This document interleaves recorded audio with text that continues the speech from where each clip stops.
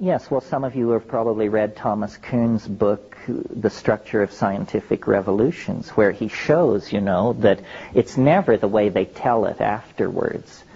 The aftertelling is always about the primary insight, the careful experiment, the gathering of data, the correlation. Actually, it doesn't work like that at all. It's entirely psychic, piecemeal, ruled by synchronicity. One of the most interesting things, I'll tell this story and then we can go to lunch, because I think, science has great pretensions about itself. I mean, it basically regards itself as a meta-theory. It regards itself as capable of passing judgment on all other theories. They are supposed to submit themselves to science to be told whether they're real or not. Yeah, like a religion. Well, how many people know modern science was founded by René Descartes in the early 17th century. What were the circumstances under which Descartes founded modern science? René Descartes was a 19-year-old basically ne'er-do-well, and he decided that he would go wenching and soldiering across Europe, which was a thing that young men of certain class did at that time. And so he joined a Habsburg army that was laying siege to Prague in the summer of 1619, and after they had taken care of the problem there in Prague, this Habsburg army began to retreat across southern Germany.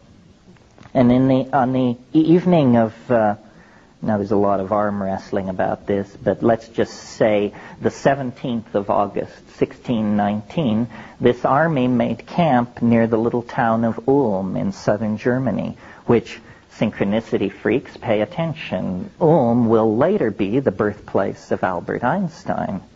Worth noting. But that night, Descartes, in the barracks, had a dream. And an angel appeared to him. And the angel said, the conquest of nature is to be achieved through number and measurement. And he was thunderstruck. He took that angelic revelation and turned it into modern science. Modern science was founded by an angel.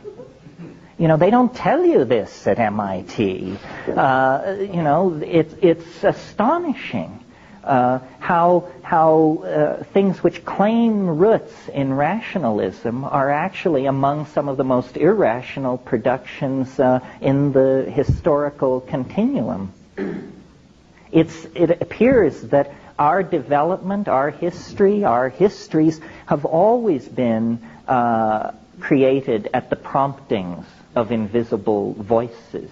I mean, Socrates, who is at the very center of what's called thinking by Western civilization, Socrates had a demon, D-E-A-M-O-N. It was a little voice. It was his crap detector. It told him the difference between profound philosophical thinking and bullpucky. And so, the edifice of Western thinking built on Platonism owes its debt to an invisible agency speaking from hyperspace. So does modern science a la Descartes. How much more of this? I mean, we don't care if artists talk to angels because our definition of them is that they're screwballs. But to believe that an enterprise like modern science has to trace its way back to the same ecstatic roots is, I think, very suggestive that the world is stranger than we can suppose, and that we need to open these channels of communication to these invisible worlds. Probably the next great paradigm shift will be enunciated by a mushroom, an angel, an elf, an alien, what have you.